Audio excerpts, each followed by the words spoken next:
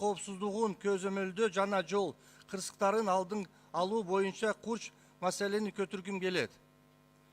Бишкек шаарынын Фрунзе менен Осмонкул көчөлөрүнүн кеселишинде былтыр жаңы күпөрө салынган. Азыркы учурда ошол жерден көптөгөн автоунаалар тынбай, тынымсыз өтүп турат. Бул жолдон ушул көпөрө аркылуу бала бакча, мектеп ишерине жөнөп жаткан жараныбыз көп. Ошол жолдорду көзөмөлгө алып, светофор курулду, бирок бул светофор иштебейт.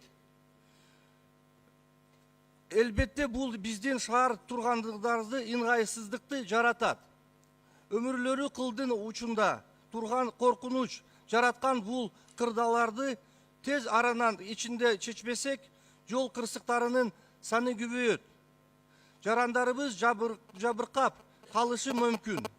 Айркача пенсия кургандары караган адамдарга жөө жүргөн адамдарыбыздын зулдаган жолдон өтүүсүнө чоң коркунуч жаралууда.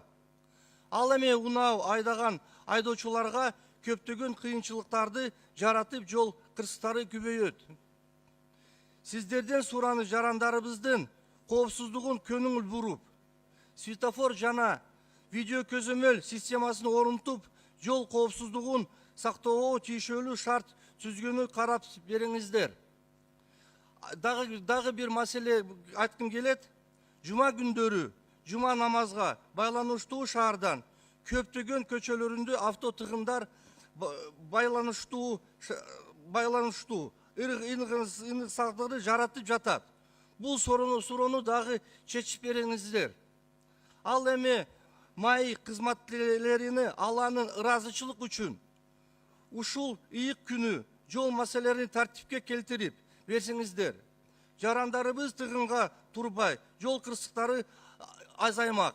Көңүл бургандарга рахмат.